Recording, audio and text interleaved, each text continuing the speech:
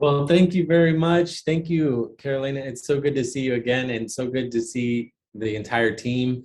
It's been a while. I love UFM. I love what you all are all about. Everyone I've ever worked with at UFM has been wonderful. You are a bright, shining spot in the world. And I wish I could be there in person with you all, but we'll take what we can get if this is what we can do. So it's great to be with you. And I look forward to learning together and having a great time. I hope you leave this time together changed. And I hope you changed me a little bit as well. So I look forward to sharing some of my journey, some of my stories, and some of the framework that I hope will help you, how you think about impact entrepreneurship, how you think more importantly about what it means to change lives in the world, to uncover your purpose, see how that's connected to who you're meant to serve, what you're meant to solve on this planet with the limited days that you have, and how together we can make an even bigger impact. And we're going to do some exercises as well. We're going to focus on your story. We're going to focus on your big dream. We're going to focus on the big problem you feel called to solve as well. So I'm going to give you some tools, and hopefully we can stay connected. I believe we will beyond just this one session. Let's let this just be the beginning. One thing that we're going to do, I can't see all of you the way my screen is, but I can see a lot of you. And if you hear something you like, let me see some snaps. Let's practice a little bit. We'll get kind of warmed up. If you hear something you like, yeah, there you go. Some snaps. I like it. And we do X's a lot as well. You can put up your X's. We're going to talk about what that means in a little bit. So put your X up. And if you really want to get crazy, you can do X's and snaps and go like this and do around the world. So if you really like what you're hearing. So thank you. I'm so happy to also be joined by Maria Teresa Morazon from Honduras, from Tegucigalpa. And she is an awesome human, Fulbright scholar, impact entrepreneur herself, and doing so much across Central America, and has been such a great partner in all of our work that's happening across Central America. So Maria, so good to have you here tonight. Hi, Thank you. Nice to join you here. So let me jump right in. Let's get to it. So hello, I'm Philip. It's great to meet you all. I'm going to talk a little bit about my story and why I think impact entrepreneurship is so important and why we're all here together. And in fact, why it should not just be impact entrepreneurship as sort of something that's separate from entrepreneurship, but how that should be integrated and how we think about entrepreneurship as a whole. And before we get any further, I want to do some interactive time. So let's start with this. Just to level set, I know you've got a lot going on in your life, a lot happening right now, but let's start with this, your BDUF. This is your big dream up front, your big dream up front. So I want you to take a second, pause for a moment. If you have a pencil and paper, you can write it down. If you are brave enough to put it in the Zoom chat, do that well.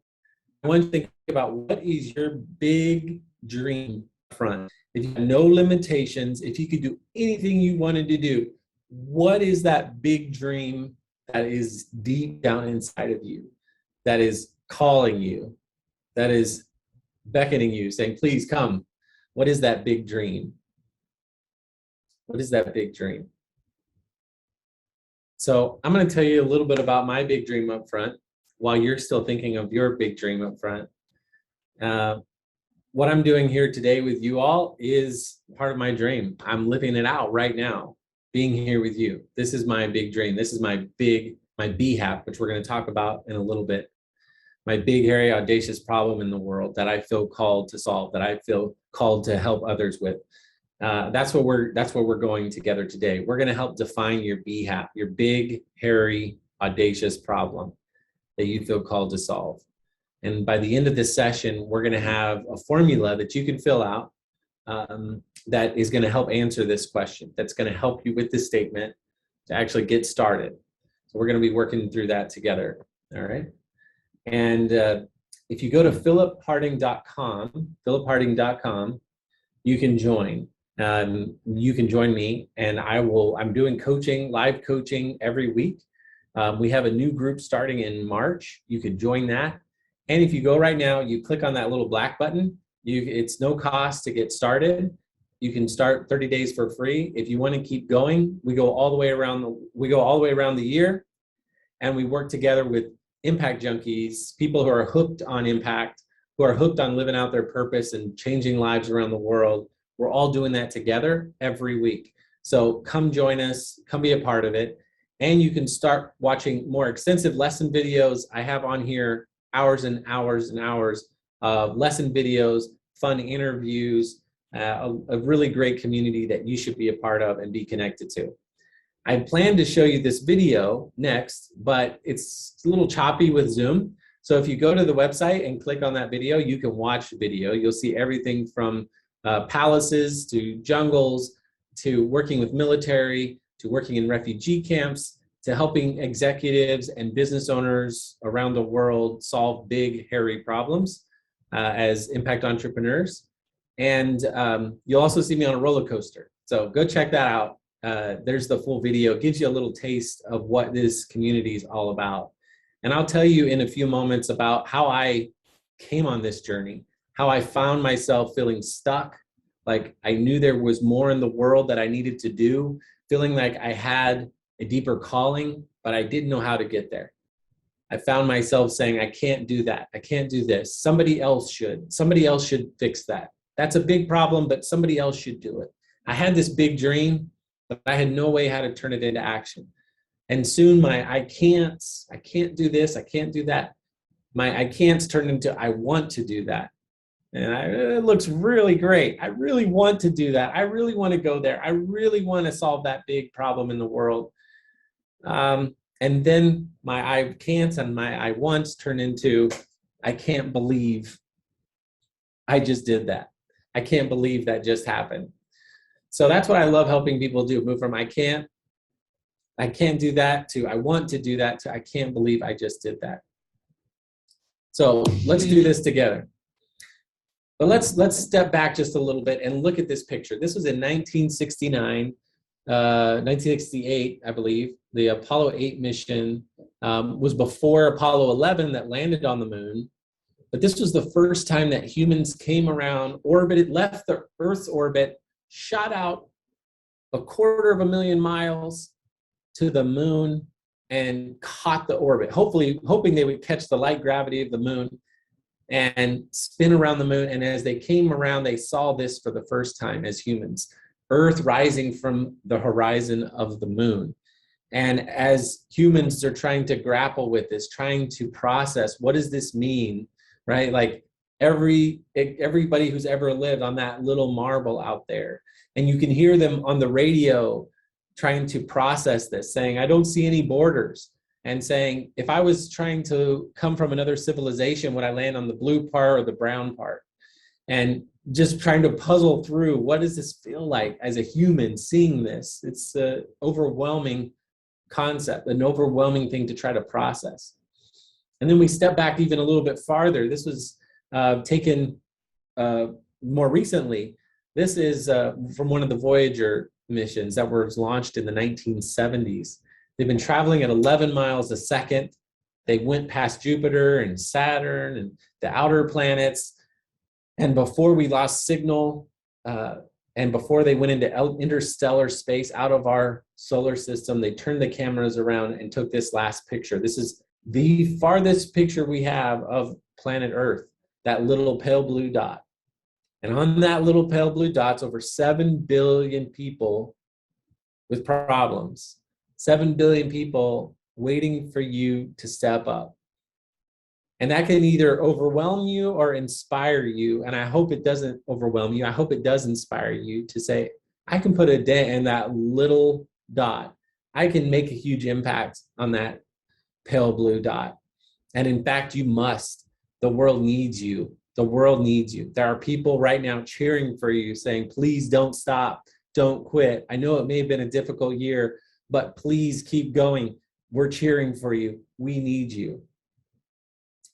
And let's talk a bit about these problems, because we need to be driven by the problems, not falling in love with a solution, but falling in love with the problems, the needs. So we say in the world, there's a lot of problems. There are a lot of problems looking for a solution. The world has really big problems, and we don't have to look very far to find some of these problems. Like 800 million people don't have access to clean water. Billions of people don't have access to clean sanitation. Millions of children live without shelter. billions of people live without bank account or access to basic financial services. Billions live without electricity. And in the US alone, in the United States, over 120 people die on average from suicide every day. And 27 of those are active or retired military. And when you come to realize these big needs that are right next to you, right in your neighborhood, right your next door neighbor, or on the other side of the world, a problem that may seem far away, it can be overwhelming.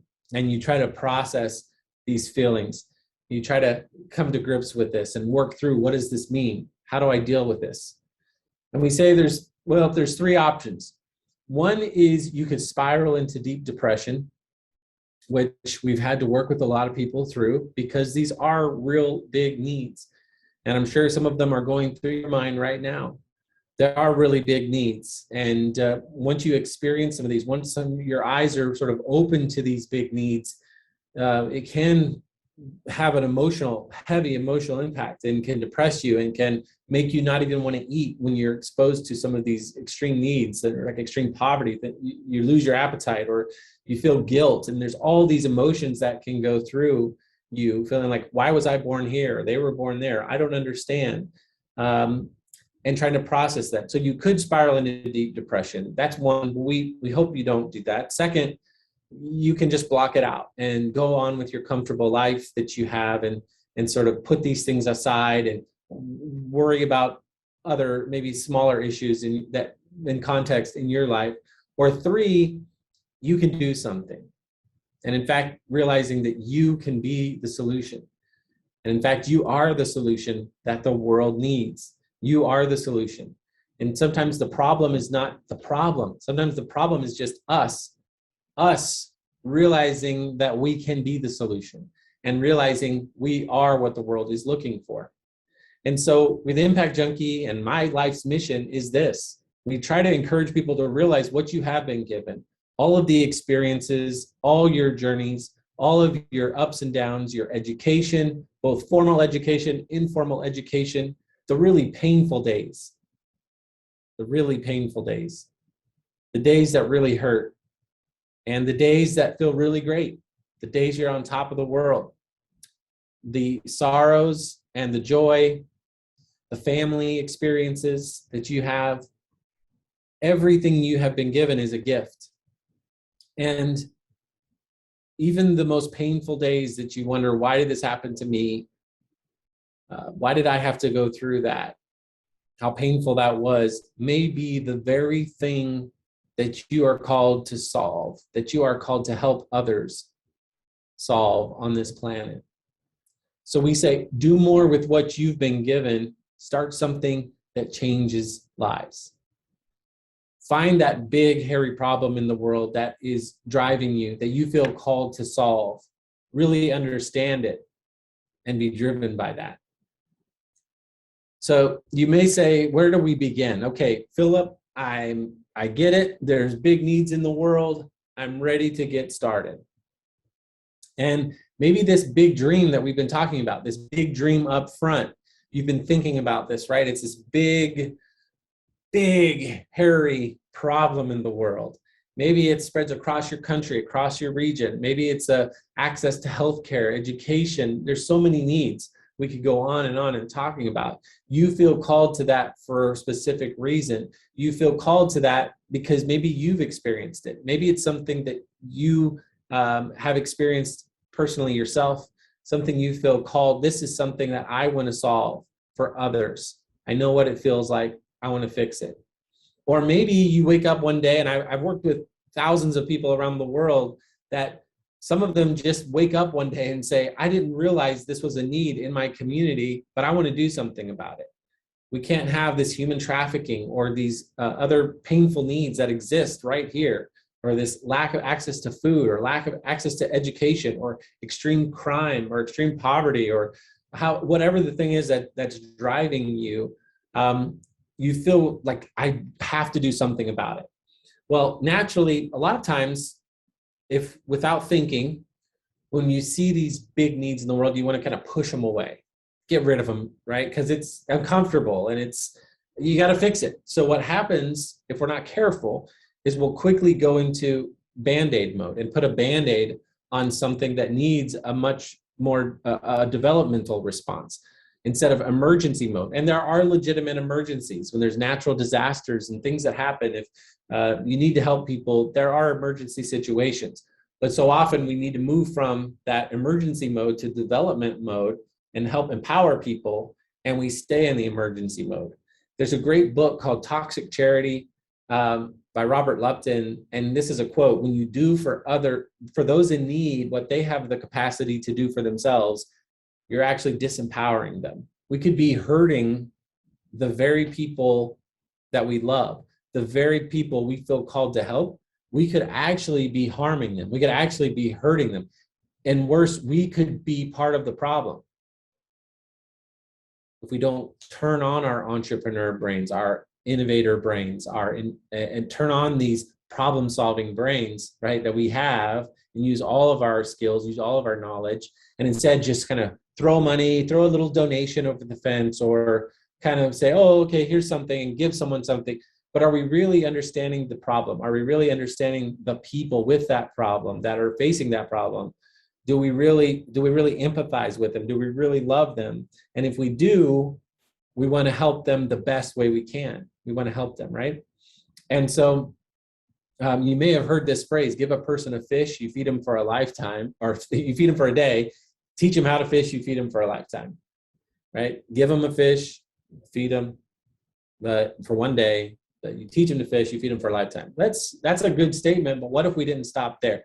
What if we didn't just give them a fish, just teach them to fish? But what if we could empower and invest in that person, help them buy the lake, start selling fishing licenses to the community so there's sustainable income, start a fish hatchery so that they can continue to sustain the fish population in that lake, start a fishing professional network across their country and spread it across the region and bring more partners on board and scale it to other lakes and other regions. You see where I'm going with this? That's that next level. That's that next level. And when we talk about entrepreneurship and impact, it's exciting. It's an exciting place to be. It's the real big, hairy challenges in our world that we're trying to address. And so often we'll have this view of impact on one side. This is the nice, sweet stuff that we help people with. It's the charity and the giveaways and the handouts. And then over here, we have ventures and business and education and industry. And this is just on this side of the wall. And we have the sweet, kind things on the other side of the wall. And we can say, well, no, we really do love all that ventures, all those ventures. We love all the business. But you stay over there, you just make money, and then you throw it over the fence. All you business innovators and investors, you're just a money-making machine, and then you throw the money over. And we do the impact over here with the nonprofits and the charities and all of that. What we want to do is take that a next step further, bust down that wall, break down that wall, and have them working together. And in fact, redefine entrepreneurship, what entrepreneurship is. It's actually taking it back to the origins of entrepreneurship. If you study, and I know you do there at UFM, if you study, you go back to Adam Smith, right? And the invisible hand and the foundation of free market principles, right? He was really trying to hit on empathy even back then in his previous paper that led to the Wealth of Nations, the paper before that, with the invisible hand and all of that. He had the theory of moral sentiments is his paper. And in that paper, he talks a lot about developing empathy. He says the word sympathy, but he means empathy. And at the heart of entrepreneurship is really understanding these big needs that people face in the world and helping bring solutions to meet those needs. So when we think about entrepreneurship, it's not just something that makes money, which it is, and that's a great part of it, but it's more about how do we solve problems? How do we turn on our entrepreneur brains, our investor brains, to tackle these big, hairy challenges that exist in our society, exist in our world? That's really exciting entrepreneurship. Sometimes we call it the black belt, triple black belt, right? Where you have, you figured out how to make money and sell a widget and make a profit, but can you also figure out how to solve this problem with the prisons in your country, or crime in your region, or access to clean water? And I have many, many examples of entrepreneurs doing this, some great ones right there in Guatemala who have done this very well. And instead of treating people as charity cases and sad, oh, you sad poor person, and this paternalistic sort of looking down on you view, it's empowering people, lifting them up, and finding that dignity, that respect, and treating them like entrepreneurs and help lift them up together. That's exciting. That's what gets me excited about entrepreneurship. So let me tell you a story. What do you all think of when you see this photo right here? What do you think of when you see this? A lot of people, when they see this for the first time, think it looks like a prison. It's gray, it's wet, it looks cold, sad, lonely, depression, lack of freedom, looks abandoned, calm environment, alone.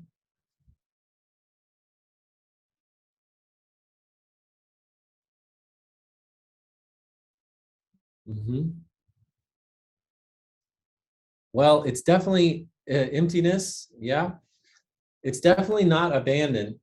This is a photo of and I know this may look like that right from the outset.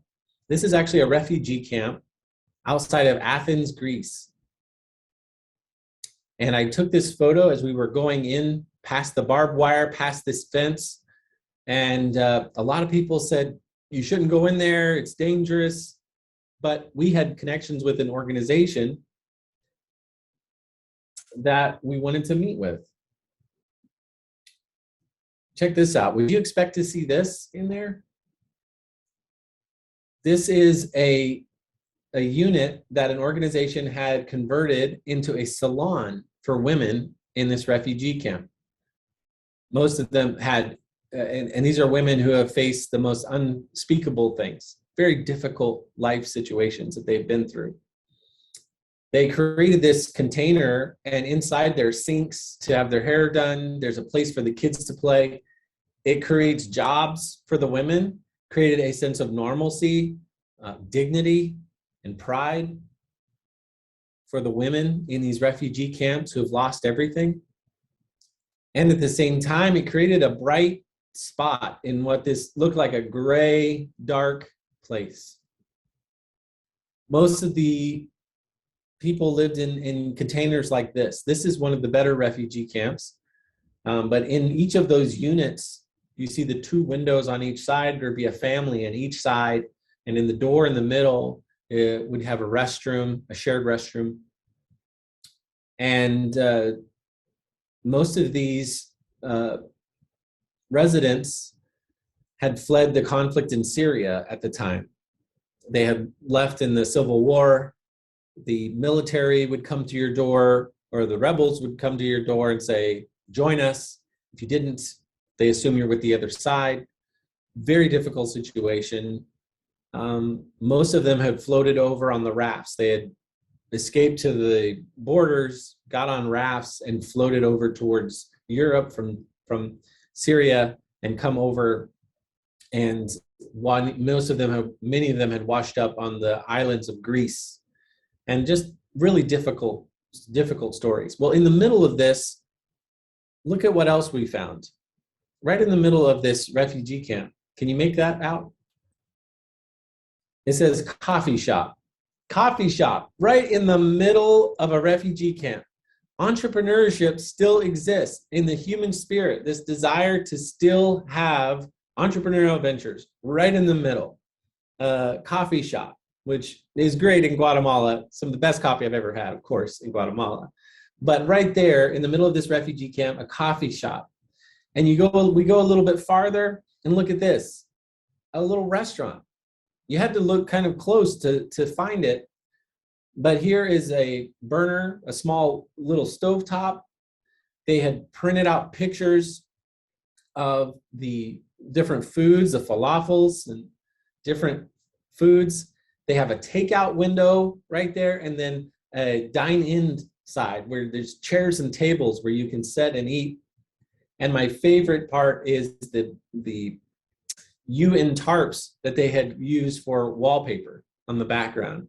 Such a cool image, and so unexpected to see in the middle of this, even still in the middle, the spirit of entrepreneurship, and still wanting to have that sense of dignity, and still putting even the little effort of putting that wallpaper, making it look like wallpaper on the back, putting in the effort and that pride and sense of the desire, even when you could think that there's the worst possible situation you could imagine, there still is this human desire to create.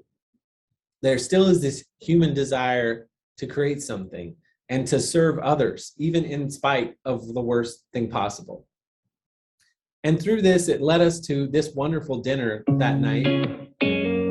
This was with a great friend now. Her name is Widad. And she had moved from one of the refugee camps into a one-room, dark apartment complex. We had connected with her and said, Widad, we just want to hear your story. We want to come, love, listen, learn. And that's such a big part of this whole entrepreneurial journey that we work through, is trying to understand you. We just want to hear your story. And she said, if you love me, you eat. If you really love me, you eat. And every time there'd be a little empty spot on our plate, she'd grab a spoon, put more food on it, put more food on it. And we ate and we ate and we ate. And we heard about her story. We heard about her journey. We heard about her husband being killed in their home. He was a businessman. She was a school teacher. She was separated from her two daughters, and she and her son floated over on a raft, one of those rafts, and ended up here. And we were fortunate enough to share a meal with her. Well, as we're learning about her food, we said, this is so good. Do you have these recipes written down? And she said, no, I don't have these recipes written down. We said, well, we would love to help you. Maybe we could do a cooking show. What would you think of that? We could do a cooking show and broadcast it. And she's like, okay, I think that could be interesting. We said, well, what about a cookbook? What if we did a cookbook and we told your story alongside to bring awareness and share these recipes, and we sold it and created income for you as well at the same time? And she said, that sounds great. So over the year, we worked with her. She was reunited with her daughters here in Germany. And it's a long story, but this is the book. This is actually it. If you love me, you eat. That was the actual title of the book that night, from that night. And in this has the recipes and the stories of her journey as well. And beyond that, it connected us to two of our Impact Junkie members who are Special Forces military. Both of them have lost their first spouses. Mason on the left there had lost his wife to suicide. She had ended her life when he came home from one of his tours of duty, serving 20 years in the military. And Beth on the right, her husband was killed in Afghanistan, Special Forces soldier. They have since found each other and have married. And they were the first ones to make Widad's recipe to test it out. And they posted this great video on social media of them making this Syrian coconut cake, which is so great. And where you think the odds are of these two people, right? That two of them have had widowed spouses. Their spouses have died, and to be connected to Widad from Syria, and her spouse had died. It's this beautiful journey of entrepreneurship throughout this whole journey, but also connected with how do we actually help people along the way, and how are we driven by understanding the needs. And one of the things we work on in the second phase of this framework is really understanding the problems, really understanding the challenges. And by being led by the problem as entrepreneurs, you'll find things change as you go along the path, and new things open up to you that you wouldn't have seen before, and you'll come out with solutions that are even better than you could have even imagined, if you're driven by the big, hairy, audacious problems that you feel are calling you.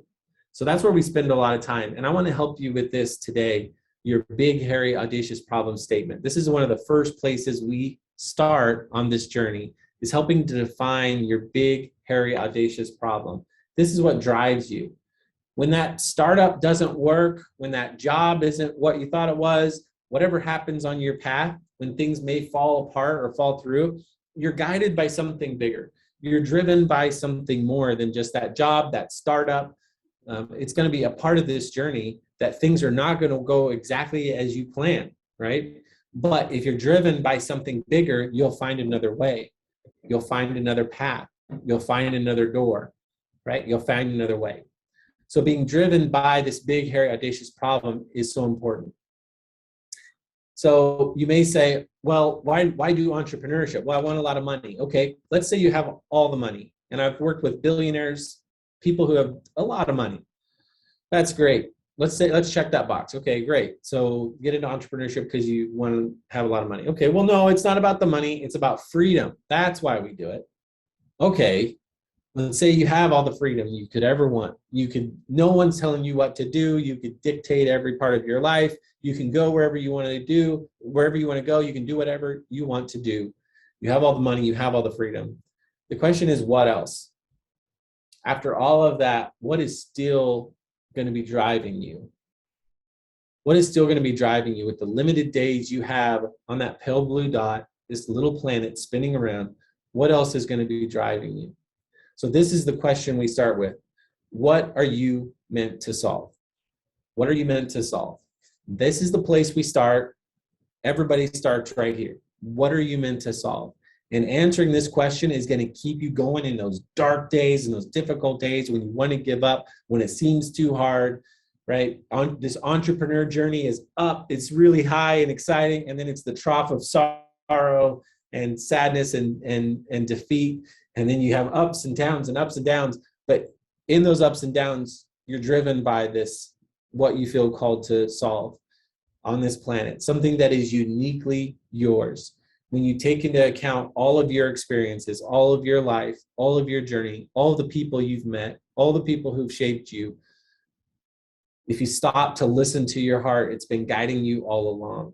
And this is the question we start with. What are you meant to solve? This is the framework. This is a life-changing framework right here. It's going to change your life, and it's going to change the lives of others that you work with. I've seen this over and over and over. It's amazing. It starts with you, and it's love people, go places, change lives. If you can remember that, love people, go places, change lives. And through each of these phases, they build on each other as we go around. It's an ongoing life journey. When you feel stuck, when you feel like I can't figure out the next step, I can't figure out how to go forward, this will get you unstuck. Go back to the love people phase. Go back to you. Understand, why are you doing this? What is the purpose? What do you feel called to solve? And then you go up to who do you feel called to serve? And what are you going to do? What actions are you going to test? What data do you have to keep going forward? What new things can you experiment with? And then how can we build this into a movement and change lives? How can we connect the dots, expand this movement, and build it into something even bigger? This is the framework. Love people, go places, change lives. If you want to solve big, hairy problems in the world, this is it. And it starts with you. The key is starting with you. So often we want to skip to the problem, or we want to jump all the way over to a solution without really understanding the problem, really understanding the complexity of the problem and the people that are facing that problem. And we want to jump to the solution, or we want to jump into the problem before we really understand ourselves and understand what we feel called to solve and who we feel called to serve and what has led us to this point. Each and every one of us has a unique journey, and I'm here to tell you, you have a unique problem that you are uniquely prepared to solve on this planet. When you fully understand this as well, when you're thinking of entrepreneurship and you say, well, why should I have impacts in my own in what I'm doing? We could share so many different examples, but we could go, let's say Elon Musk. He's currently, I think, the wealthiest man in the world, right? He's an entrepreneur. Yes, absolutely. But do you know what his two biggest companies, right, that have brought this wealth? What are their goals? Well, Tesla it's not just about building a car company. That's great. It's cool to build a car company, but don't be driven by starting a car company. Be driven by something more. And that's a big part of their success. They're not driven by, can we have the coolest cars? That's sort of that's a side benefit.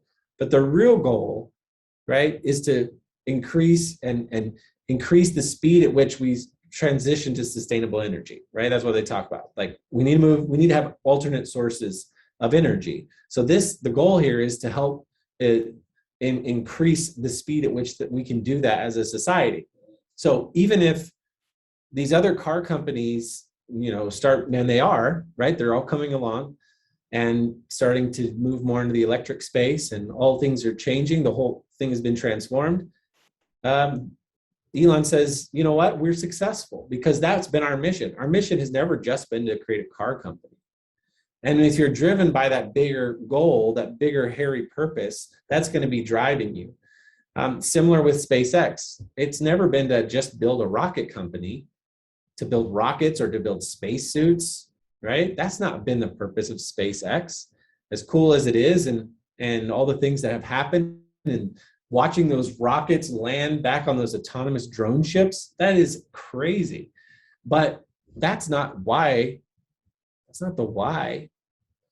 The why, he talks about, we need to have a multiplanetary species, right? We need to be a multiplanetary species. We need to have another planet that we're living on. And not just from the negative side of, well, something's going to happen to our planet, so we need to have a backup planet, but also from the inspirational side of, look at how awesome this would be to encourage the youth of the future to look to the skies and to get more interested in engineering and science and technology, and imagine what else is out there in the universe. How cool is this?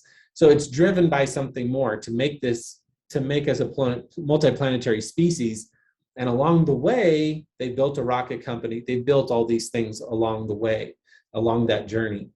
And so when you think about what you're trying to start and what ventures you're thinking of as an entrepreneur, really stepping back and understanding, what is the big, hairy problem that I'm trying to solve in the world? Let that drive you. Let that be the thing that pushes you forward. That's going to bring investors on board. That's going to bring partners on board. That's going to bring customers on board. That's going to motivate your team as you grow, really being driven by something bigger. Not just about, okay, we're just going to try to be a billion-dollar company or a unicorn. Okay, I mean, that's kind of exciting, but there's more to life than that. People want to be a part of something that is really changing the world. So when you're thinking about this as an entrepreneur, and that's what we do, is trying to figure out how can we help people find these. So this is the statement we're going to do in just a moment. We're going to take our first attempt at this. Is this BHAP statement.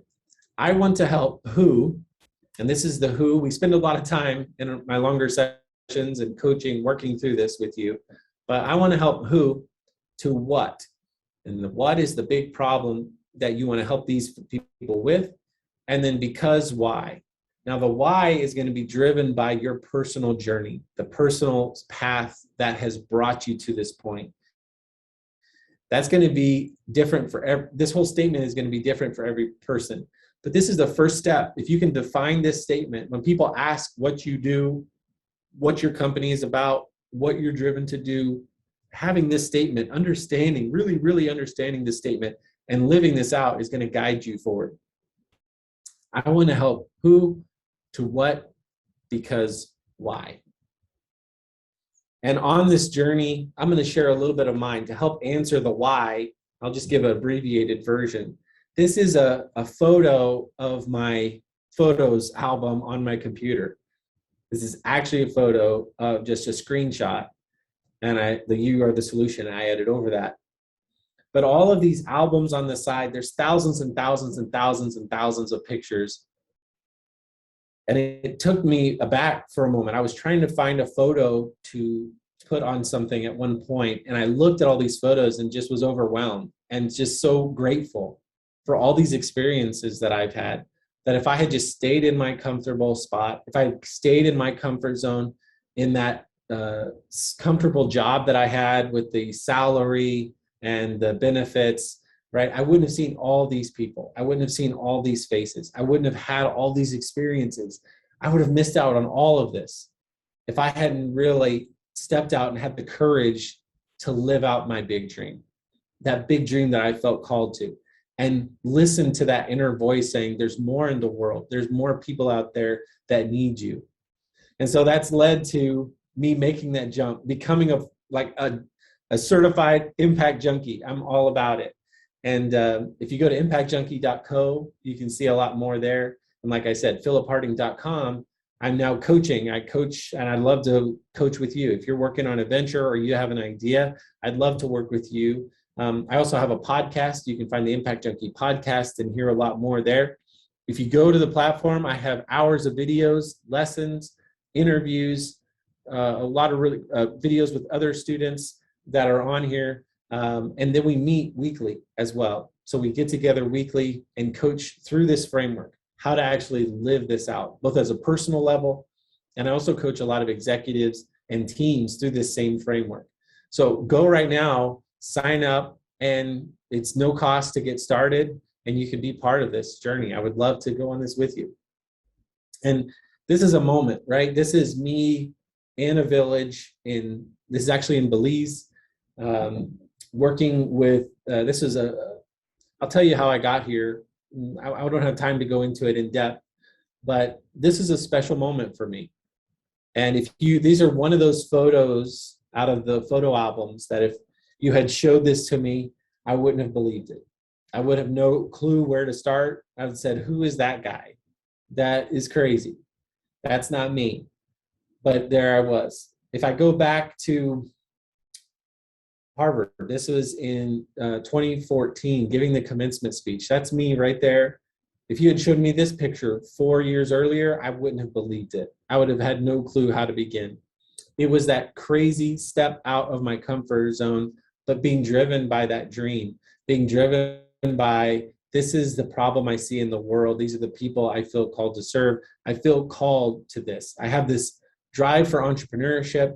I feel called to public service. I have this higher calling. I want to solve public problems in the world with private solutions. I feel called to that. I want to work in government. I want to understand these challenges. And here in this moment, I'm finished with my undergraduate degree, my graduate degree, focused on business and government. I was selected to go work in the White House and the Pentagon as a presidential fellow. And I was selected to give this commencement speech next to a former president, the mayor of New York City, and Aretha Franklin, the Queen of Soul, and 30,000 friends, family, and all the professors and deans, and they all just stopped and let me give a speech. And I ended this speech by saying, let's go serve the world with passion. You can find this speech on YouTube as well, if you want to look it up and watch the whole speech. And so I went off from that moment. I went from that stage. And this is a photo of me in the White House, in the Roosevelt room, called like a stealthy, right? Acting like I'm not actually taking a picture of myself, not a selfie. I'm really paying attention in the meeting, but I was really excited for my first time to be in the West Wing at the White House, right next to the Oval Office where the president is.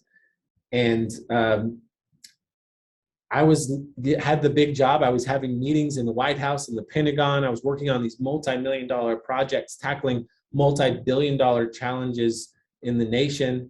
And I was loving it, but I started feeling the rat race. I started feeling the pull of the career, the comfortable career path, and starting wanting to carve a place out for myself, right, in the bureaucracy, and having a comfortable job and the comfortable benefits, right? And I started feeling it again.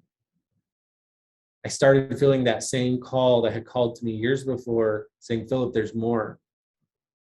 I had written a letter to my future self the night before I started. And I said, Philip, don't get stuck. Don't find yourself just wanting a job. You're meant for more in the world. Don't forget that. And I started feeling that call. I started feeling that tug of like, oh, I really want to do that. And I started seeing more needs around the world and in my community. And I wanted to be a part of it. And I really wanted to, but I just can't. I can't do it. I can't do that. Somebody else ought to. Somebody else should. Somebody else is going to do it. I can't. But oh, I really want to. And then it happened. that crazy jump, the floor fell out and I made what seemed like this crazy jump, but what was actually looked like a dead end was just a jump up on my journey. And now I'm a certified impact junkie. And it's led to 3 years after giving that speech at Harvard saying, let's go serve the world with passion. I'm standing in mud, launching our first clean water venture. And I'm learning so much. I don't have it all figured out. I definitely don't know what back then. I didn't know what I know now about how to really help people, about what it means to be a social entrepreneur, to be impact entrepreneur, to really empower people. But I'm learning and I'm there. And it was the exact moment to the day. And I didn't realize until later that it was the exact same day. I call those God nods, those sort of moments where you step out of your comfort zone, you're unsure, but then you get that little, you're doing right, keep going. I see what you're doing, keep going. And this was one of those moments in the mud, to moving from those cubicles to crocodile infested waters on the back of an elephant, going out to work with entrepreneurs in villages in Nepal, to being in Uzbekistan and the first ever innovation conference, to Honduras and Guatemala is in here. UFM is a big part of my story as well. Loving, listening, and learning and growing as I go, to developing this framework and learning how to do this over the years, and this system of how to have this repeatable system to help people live out their dream, understand their purpose, turn it into action, and work with entrepreneurs, executives, government leaders, military, special forces, royalty. And it's opened up so many doors and so many more opportunities that I just can't imagine if I had just stayed in my comfortable spot, if I just stayed where I was and hadn't made that jump out of that comfort zone. If I had just stayed with the golden handcuffs, if I just stayed with that comfortable career, I wouldn't have seen all of these moments. So I challenge you, what moments are out there waiting for you? If you're going to live the life of an impact entrepreneur, if you really want to understand how to impact lives, entrepreneurship is such a great way to do that, because you can shape your life. You can live out that purpose the best way you can by thinking like an entrepreneur, by living like an entrepreneur. This is a photo of my feet, and it's a kind of a funny thing that started that I didn't realize I was doing. And then I noticed these pictures started popping up more and more. And now it's become sort of a tradition for me. When I'm in a place that I don't want to forget how I feel, I don't want to forget that moment. Some of these are scary moments. Some of these are exciting moments. Some of these are great family moments, very personal moments. And some of these I'm about to go on a stage and I'm like, I can't believe this is happening. This is so great. And some of these I'm in the dark jungle, or some of these I'm scared and unsure what's going to happen next. I don't want to forget how that feels in that moment on the journey. And that's what I'm all about, is living that out. I love helping people step out of their comfort zone to find their comfort zone. And through impact entrepreneurship, you get to live your best life. You really do. So go to philipharding.com, click on that button and start. We'll get going and I'll work through this with you. Let's start today. This BHAP statement, I want you to take some time in the last few moments we have here. Maybe I'll play some music, some thinking music. And I'd love for you to take an attempt at answering this question. There's a lot more. I do weeks and weeks just on this statement, but I want you to take a first attempt at it. Think about your big dream that you started with and start to narrow it in. Who are the specific people? Don't just say, I want to help everyone in the world. Try to bring it in to a specific type of person, a specific persona, right? A people that you want to serve. And then narrow it down to that problem that you feel called to solve, that you feel you are driven to solve. And then why? And let this be your why. Not just because, well, disease is a bad thing in the world, so I want to help solve disease. But why you personally? Have you been through have you experienced disease? Have you in your family, or you personally? Are you in the medical space? Are you in the healthcare space? What personally is driving you to this? That's your why, not just a general why, but your specific why. I've tried really hard to break down the entrepreneurial. I've tried, like I've been in the poorest, the most difficult situations and thought, surely here you can't, surely here like entrepreneurship is not going to work. Surely here, like it's not possible. And I've always been proven wrong. That there is that innate desire to want to create inside of every one of us. And sometimes it's just helping spark that. And that's a big mission of mine. When I travel, when I go speak, when I'm doing these things, is to help people see that potential that exists in every one of them. And there is the training. The training is a piece of it. But like I mentioned, the empowerment, empowering.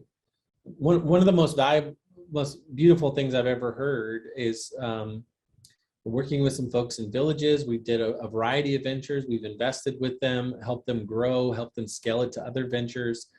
And the most powerful thing he said, not, oh, it's so great to have the money now. It's so great because we can help our community. They did say all of that. But the most beautiful thing he said is, you've changed the way we think. You've changed the way we think.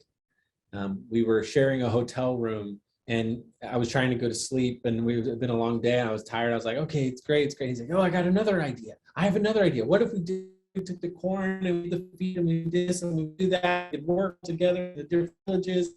Okay, great, let's talk about it. You know, and he's just so excited. So helping at some point, there is that like educational piece to help show, but it's more about not, but showing what is possible. And that being said, I have seen more entrepreneurial people. I think there's something to limitations create more entrepreneurial thinking. I think in a lot of places in the world, it's actually the opposite because it can be so comfortable and you don't have to think as hard. You don't have to be as creative. You don't have to be as entrepreneurial. For instance, an entrepreneur we were working with in Nepal, and we were talking about launching this farm with him, and he's talking about pigs and then they would take them to market. And I'm like, well, how would you get them to market? And he said, we would just put them on the bus. And I'm like, of course, you just put them on the bus. But thinking like very entrepreneurial about like what you have, and with limited resources, you're even forced to be more creative. So I do believe it's innate in every human. I don't believe the handouts and the charity in that sense of we're just going to help you because you're sad and there's no way you could. That's so disrespectful to people. I think that we need to give everyone more credit than we do. The potential and the dignity that exists in every human, it's built inside of us. And so helping, that's been a big mission of mine. And I'd love to work with you more on helping tap into that in that human potential that exists in all of us.